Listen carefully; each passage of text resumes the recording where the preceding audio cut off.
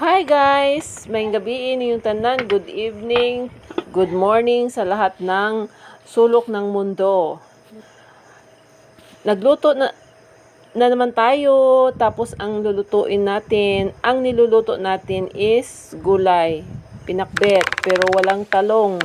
Kasi mahal ang talong. 90 ang kilo. Hindi ako bumili. Nakalimutan ko na. Nashock ako sa kilo. Kasi nung dati meron akong maraming talong dito. Tag 30, 20 ang kilo. So nashock ako. Hindi daw season. Sabi nung tindera. Ang alam ko, lahat ng panahon may talong. Kasi ano yan, kung magtanim ka ng talong, in 3 years, nandyan pa yan. Mamumunga lang yan, bawat ulan. Yun nga, pinagtataka ko siguro dahil nung mainit na panahon. Kaya yun nawala yung mga talong. Ayan, na masarap talaga kung mayroon kang mga tanim, pipitasin mo na lang.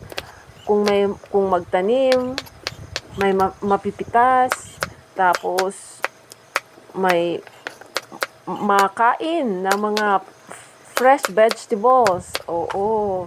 So, ayan guys, nagsisimula na akong magtanim ng mga atsal. Meron akong kamatis pero nasira nung bagyo. Tapos kalabasa, ang dami kong kalabasa. Kaya yan, napakaraming kalabasa yung niluluto ko. Tapos yung mga sitaw, hindi ako nakatanim kasi wala pa akong pala-pala. Ang tawag niyan, yung trayless. So ayan, nagluto tayo ng uyap. Ang sangkap natin dyan is uyap, yung bagoong na alamang. So niluto ko muna yung bagoong na alamang. O syempre, tapos yung mga ang hinalo ko dyan, mga 2 tablespoon lang na uyap. Tinabi ko naman yung iba, nilagyan ko yan ng taba ng pork. Ganyan lang guys. Di madali lang. Tapos, napakaraming kalabasa. Masagana tayo sa kalabasa. Ayan.